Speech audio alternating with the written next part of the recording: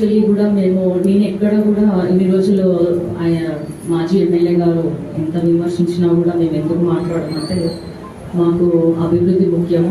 ఇట్లాంటి వాటిపైన దృష్టి పెడితే ఎనర్జీ అంతా అటే పోతుంది. దాన్ని కాకుండా మనము గన్పూర్కి ఏం తీసుకొచ్చినాము, గత సంవత్సరంన్నర కాలం నుండి గన్పూర్కి ఏం తీసుకొచ్చాడు కడియం శ్రీహరి అని ప్రతి గ్రామంలో ఒక వృద్ధుడిని అడిగినా, ఒక పసి పాపను అడిగినా కూడా ప్రతి ఒక్కరికి ఐడియా ఉంది ఏం జరుగుతుంది గన్పూర్ నియోజకవర్గంలో అన్నది. అంతకుముందు అతను ఏం చేసింది అన్నది ప్రజలు చెప్పగలుగుతారు. ఇప్పుడు కడియం శ్రీహరి వచ్చి ఏం చేస్తున్నాడు అనేది కూడా ప్రజలు చెప్తారు. ఆయనకి ఏమీ పని లేదు కాబట్టి ఇట్లాంటి పసలేని విమర్శలు చేస్తుంటాడు. బీఫామ్ ఇచ్చిండు, డబ్బులు ఇచ్చిండు. అసలు పాత ఎమ్మెల్యేగా 10 ఏళ్ళు ఆయన ఏం చేసిండు అనేది అందరికి తెలుసు. ఎంత అవినీతిలో కూరుకుపోయిండు. ప్రతి ఒక్క పోస్ట్ అమ్ముకున్నాడు.